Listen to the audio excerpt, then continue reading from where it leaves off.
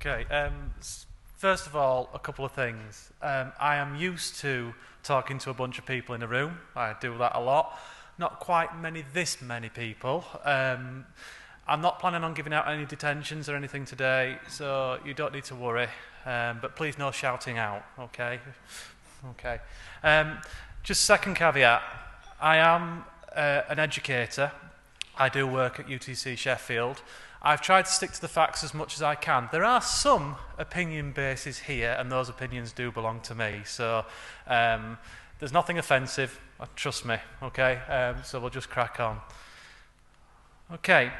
I kind of threw my hat into the ring with this one because it's something that I'm quite close to, obviously.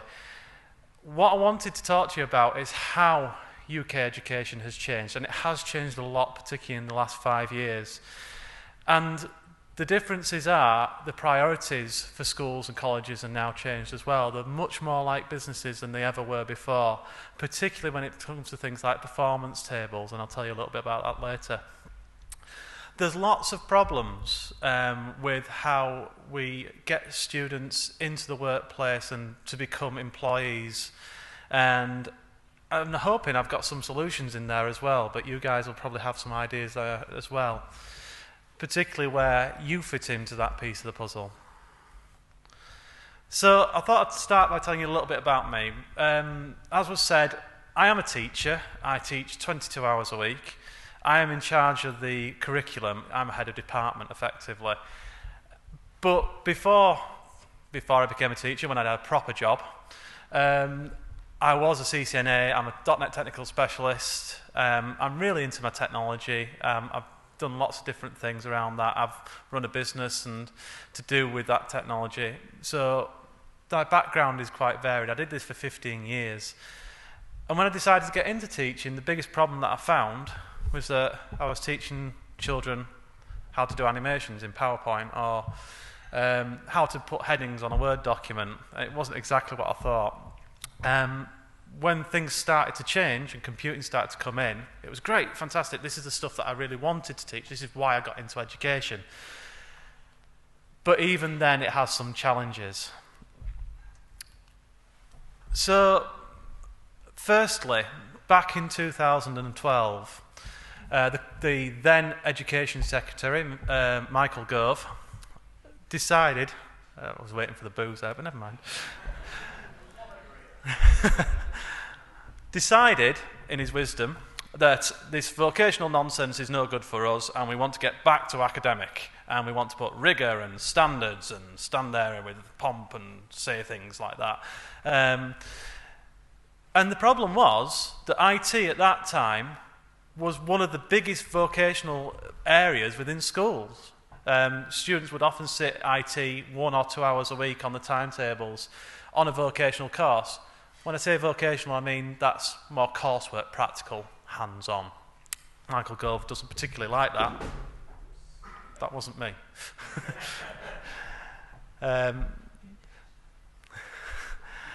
So that was the biggest problem. Now, what Michael Gove decided to do with that is scrap IT effectively within schools and bring in computer science. And I often think about him making this decision with his fingers like that, perhaps sat in a big leather chair stroking a white cat, but, you know. So computer science was going to take the place of IT. Okay, that's what he decided, and there was a lot of problems with that. This is what happened as a direct result of that decision. So here we've got the blue line, which is A-level ICT, and the red line, which is A-level computing. Both took a massive nosedive. They've started to build up again, but there is still some evidence even now that computer science is levelling off. A-level will not exist. ICT at A-level will not exist as of next year. Okay? So, IT and computer science were two very different subjects, and what they decided to do is they decided to take some of the parts of IT, lift it out and put it into a new subject called computer science. So the basis of that was programming and algorithms and that kind of thing. Computing fundamentals was snuck in there, so we talk about low-level assembly language, the CPU processes, fetch, execute, that kind of thing, peripherals, hardware storage. Networking and infrastructure was also put in there, which is arguably one of the most important parts of it for us. Databases is what it says there. Systems analysis and design, so that's doing the full life cycle. Security, particularly cybersecurity, is lifted in there from IT as well. Whether it fits or not is a matter up for debate, but the government have got a huge focus on cybersecurity now, and it's one of the hot topics as well for us all. And then, of course, there's maths. Lots and lots and lots of maths. My A-level students will attest to this, because I spent 2 hours before the summer teaching them how to do subnet calculations by hand. We spent 2 hours doing that, and I showed them a bunch of tools online, say, this is how proper people do it. Anyway. So I thought I'd show you a few things that's actually in the computer science curriculum. Okay, now we're going to look first of all at Key Stage 4, that's GCSE. That's 14 to 16-year-olds. Just one exam board here, OCR. Okay, now they're the most popular one by choice. So you can see here, I'll just have a look down here, there's a few things in here that we kind of know the terms of: LAN, WAN, network performance, looking at wireless access point routers, switches, that kind of thing.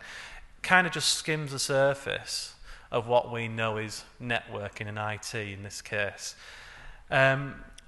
The thing here is, of course, is that this is a very academic course. They do not have to do anything practical at this point. They may have to answer a question about it, explain the benefits of packet switching, for instance. But that's as far as it goes, really. And some of the other things in Key Stage 4. So we do look at things like the different protocols and that kind of thing. Within IT, now here's, I did say earlier that they're removing IT. That is true, but it's taking them longer than we thought. So they're actually scrapped a whole load of IT qualifications, and now there's only 4 that schools can choose from, particularly at GCSE level. These are the vocational ones. So we've got Sitting Guilds, another OCR one, the Nationals, the CEDA, Certificate in Digital Applications, I teach that at the moment, and the TLM. The TLM one, level 1, is not GCSE standard. Basically, level 1 is grades G to D, so it gives you an idea. The problem here, of course, is that vocational is still seen as a little bit of a dirty word. So we tend to find that they're not as accepted as an academic course like a computer science GCSE. There we go. So, computer science in Key Stage 5, now that's A-level. And again, I look at OCR. OCR is the board that I teach. It's the most popular A-level computer science. Again, there's a section there on networking, so we'll look at things like the importance of protocols, TCP, IP stack, DNS, that kind of thing. Network hardware, and client and server peer-to-peer. It may look like a brief summary. That is as much as the exam board give you to teach. They say, here you go teach that. What parts of it? Well, you decide, you know, figure it out.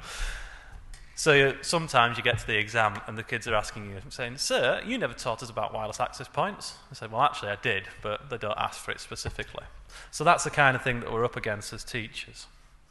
Again, it's an academic course, so 80% of the marks for this particular course is exam-based. So they may, again, ask you, explain the benefits of packet switching, which the children will have to answer that the best they can.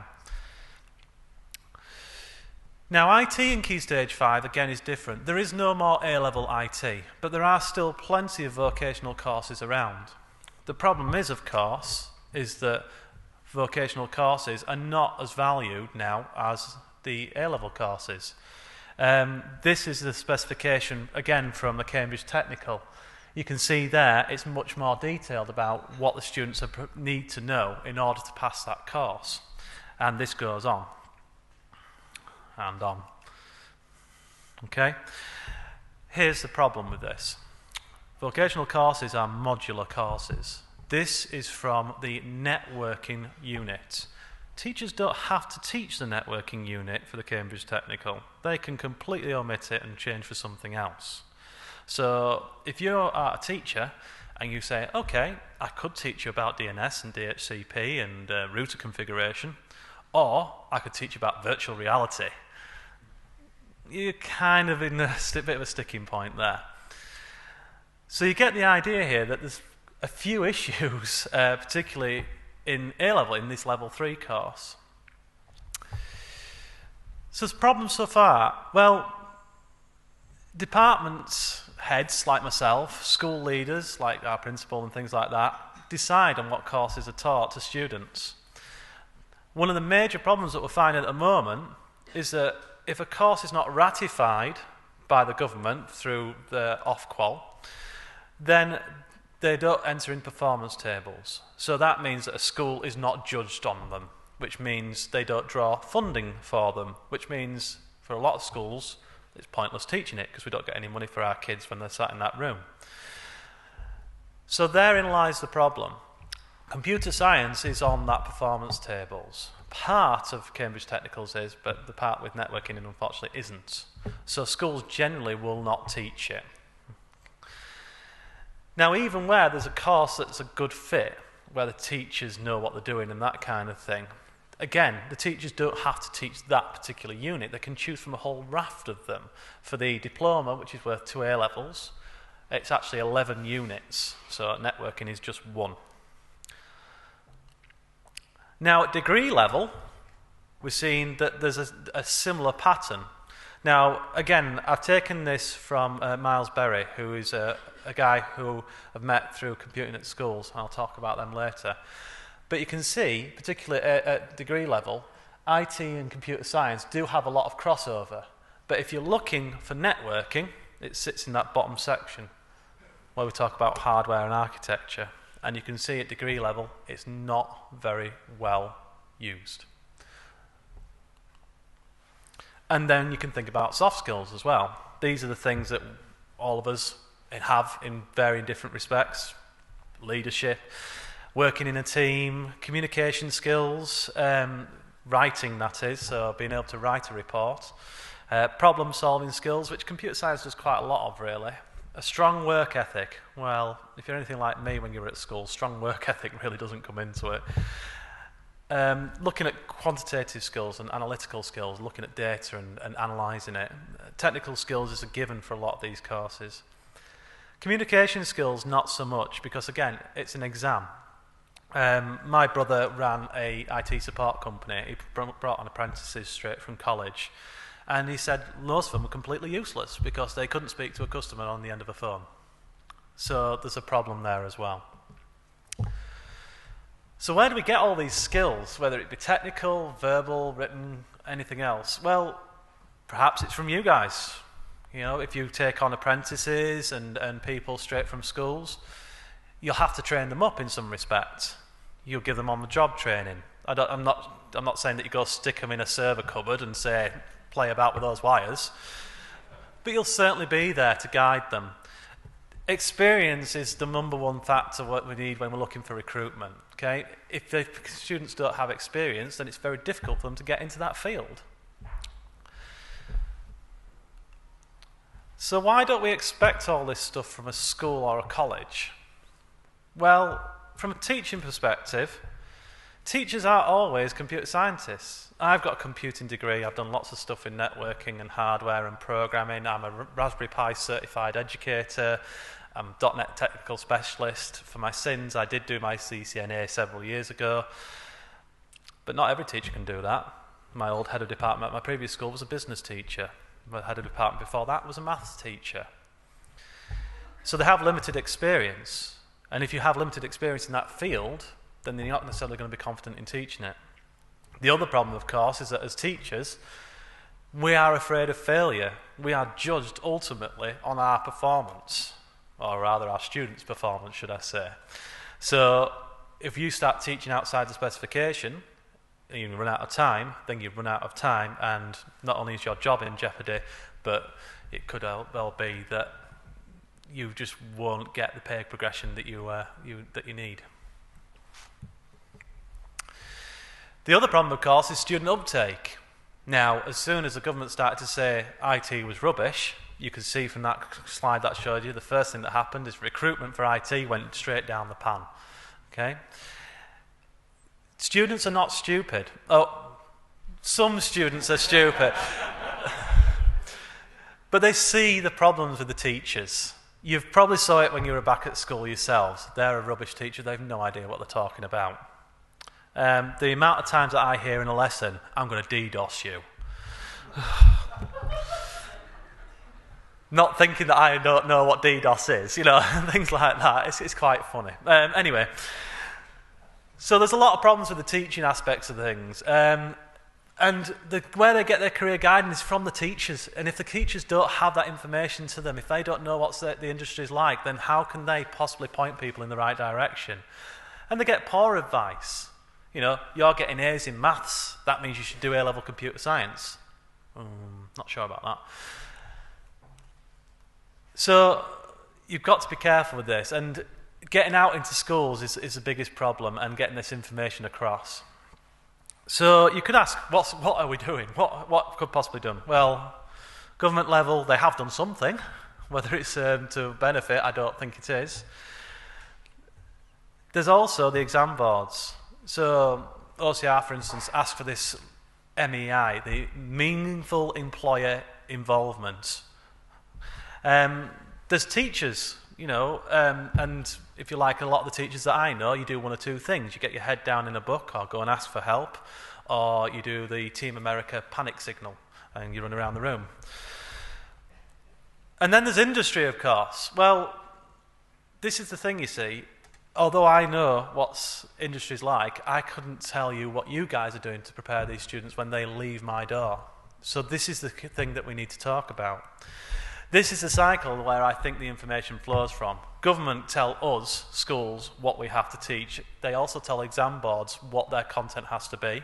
And the exam boards also tell us. And then we give you the students and then we run away. In an ideal world, you guys will be telling government, hang on a sec, there's a problem in this industry, can you do these changes please and filter it through to the curriculum?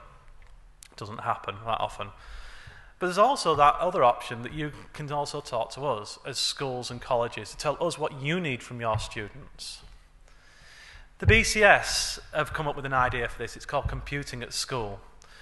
Now, I'm a member of Computing at School. I'm a master teacher. It sounds grand, but it basically means that I try and get computing going in all areas of life. They're a massive community of people, and they've got hubs all over the country. There's one here in Sheffield that I'm in charge of. There's a regional centre in York. Thousands of members on the forums where they try and get people interested, try and get them into computing, yeah? Try and get you guys connected with us so we can deliver something that is really meaningful.